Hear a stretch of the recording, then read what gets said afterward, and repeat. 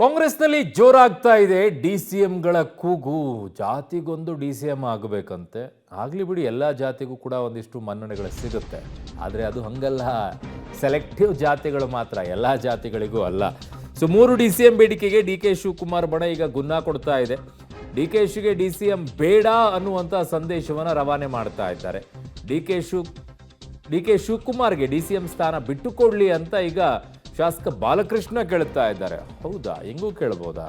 So DCM D K Shivakumar ಅವರೇ ತಮ್ಮ ಸ್ಥಾನವನ್ನು ಬಿಟ್ಕೊಡ್ಬೇಕು ಅನ್ನುವಂಥದ್ದು ಶಾಸಕ ಬಾಲಕೃಷ್ಣ ಅವರ ಆಗ್ರಹ ಇದು. ನಾವು ಕೂಡ ಅನುಮೋದನೆ ಮಾಡ್ತೀವಿ ಅದಕ್ಕೆ. ಯಾಕಂದರೆ ನಮಗೆ ಪಕ್ಷದಲ್ಲಿ ಜಾಸ್ತಿ ಸೀಟ್ಗಳು ಬರಬೇಕಾಗಿರೋದ್ರಿಂದ ಎಲ್ಲ ಕಮ್ಯುನಿಟಿಯವ್ರಿಗೂ ಒಂದೊಂದು ಡಿಸಿಎಂ ಕೊಟ್ಟರೆ ಬಹುಶಃ ಮುಂದೆ ನಮ್ಗೆ ಅನುಕೂಲ ಆಗ್ಬೋದು ಅಂತಕ್ಕಂಥದ್ದು. ನಾವೀಗಾಗಲೇ ಇದರಲ್ಲಿ ಹಿನ್ನಡೆ ಅನುಭವಿಸಿದ್ದೀವಿ ಲೋಕಸಭಾ ಚುನಾವಣೆಯಲ್ಲಿ. ಬಹುಶಃ ಇದರಿಂದ ನಮ್ಗೆ ಒಳ್ಳೇದಾಯ್ತದೆ ಪಕ್ಷಕ್ಕೆ ಅನ್ನೋದಾದರೆ ಮಾಡಲಿ, ಏನು ತೊಂದರೆ ಇಲ್ಲ. ಡಿ ಕೆ ಶಿವಕುಮಾರ್ ಅವ್ರಿಗೂ ಕೂಡ ನಾವು ಹೇಳ್ತೀವಿ, ಅವರು ಇವಾಗ ಬೇಡ ಉಪಮುಖ್ಯಮಂತ್ರಿ, ಬೇರೆಯವ್ರಿಗೆ ಯಾರಿಗಾರು ಅವಕಾಶ ಮಾಡಿಕೊಡ್ಲಿ. ಡಿ ಕೆ ಶಿವಕುಮಾರ್ ಅವ್ರಿಗೆ ಬೇರೆ ಯಾರಿಗಾರು ಅವಕಾಶ ಮಾಡಿಕೊಡ್ಲಿ. ಅವ್ರಿಗೇನು ಈಗ ಮೊದಲು ಹೈಕಮಾಂಡಲ್ಲಿ ಏನು ತೀರ್ಮಾನ ಆಗಿತ್ತು ಅಂತ ಗೊತ್ತಿಲ್ಲ, ಬಟ್ ಈಗ ಅನೇಕ ಜನ ಶಾಸಕರುಗಳು ಅವ್ರ ಅಭಿಪ್ರಾಯ ವ್ಯಕ್ತಪಡಿಸ್ತಾವ್ರೆ. ಇದರಿಂದ ನಮಗೆ ಮುಂದೆ ಒಳ್ಳೇದಾಯ್ತದೆ, ನಾವು 160 ಸೀಟ್ ಗೆಲ್ಬೋದು MLA ಅಂತಕ್ಕಂಥ ಭಾವನೆ ವ್ಯಕ್ತಪಡಿಸ್ತಾವ್ರೆ. ಅದು ಒಳ್ಳೇದಾಗೋದಾದ್ರೆ ತಪ್ಪೇನದಲ್ಲಿ, ಮಾಡಲಿ.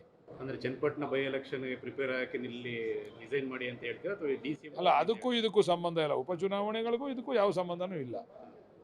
ಅದೇ ಬೇರೆ ವಿಚಾರ, ಇದೇ ಬೇರೆ ವಿಚಾರ.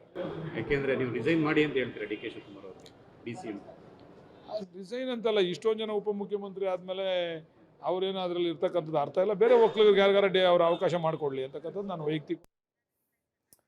ಇನ್ನು ನಮ್ಮ ಪೊಲಿಟಿಕಲ್ ಬ್ಯೂರೋ ಹೆಡ್ ಆಗಿರುವಂಥ ರವೀಶ್ ನನ್ನ ಸಂಪರ್ಕಕ್ಕೆ ಸಿಗ್ತಾ ಇದ್ದಾರೆ. ರವೀಶ್, ಇದು ಸಿದ್ದರಾಮಯ್ಯನವರಿಗೆ ಒಂದು ಸವಾಲನ್ನ ಎಸ್ದಂಗಿದೆ. ಇನ್ನುಳಿದಂಥವ್ರನ್ನ ಮಾಡೋದಾದ್ರೆ ನೀವ್ಯಾಕಿರ್ತೀರಿ ಡಿ ಕೆ ಶಿವಕುಮಾರ್ ಅವರೇ, ಆಚೆ ಬನ್ನಿ, ನಿಮಗೆ ಮರ್ಯಾದೆ ಇರೋದಿಲ್ಲ ಅಂತ ಇಂಡೈರೆಕ್ಟ್ ಆಗಿ ಹೇಳ್ದಂಗಿತ್ತು ಅಂತ ಕಾಣಿಸುತ್ತೆ ಬಾಲಕೃಷ್ಣ ಅವರದ್ದು, ಅಲ್ವಾ?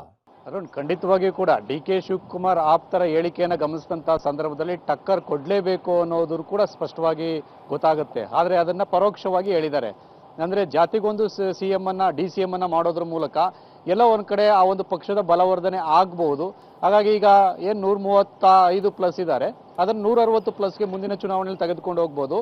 ಜೊತೆಗೆ ಆ ಒಂದು ಸ್ಥಳೀಯ ಸಂಸ್ಥೆಗಳ ಚುನಾವಣೆ, BBMP ಚುನಾವಣೆಯಲ್ಲೂ ಕೂಡ ಕಾಂಗ್ರೆಸ್ ಅಧಿಕಾರ ಹಿಡಿಬಹುದು ಅನ್ನೋ ಕಾರ್ಡನ್ನು ಪ್ಲೇ ಮಾಡ್ತಾ ಇದ್ದಾರೆ. ಇದು ಸ್ಪಷ್ಟವಾಗಿ ಗೊತ್ತಾಗುತ್ತೆ. ಎಲ್ಲ ಒಂದು ಕಡೆ ವ್ಯಂಗ್ಯವಾಗಿ ಆ ಒಂದು ವಿರೋಧಿಗಳನ್ನ ಕಟ್ಟಿ ಹಾಕುವಂತ ಪ್ರಯತ್ನವೋ ಅಥವಾ ಅವರಿಗೆ ಟಕ್ಕರ್ ಕೊಡುವಂಥದ್ದು ಕೂಡ ಸ್ಪಷ್ಟವಾಗಿ ಗೊತ್ತಾಗುತ್ತೆ.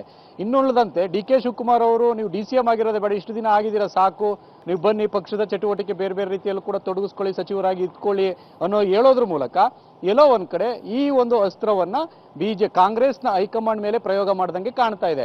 ಯಾಕೆಂದ್ರೆ ಎಲೆಕ್ಷನ್ಗೂ ಮುಂಚೆ ಕೂಡ, ಲೋಕಸಭಾ ಚುನಾವಣೆಗೂ ಮುಂಚೆ ಕೂಡ ಇದೇ ಸಿದ್ದರಾಮಯ್ಯ ಬಣದ ಕೆಲ ಸಚಿವರು ಇದೇ ಕೂಗನ್ನ ಎತ್ತಿದ್ರು, ಇದೇ ರೀತಿಯ ಗೊಂದಲ ಸೃಷ್ಟಿಯಾಗಿತ್ತು.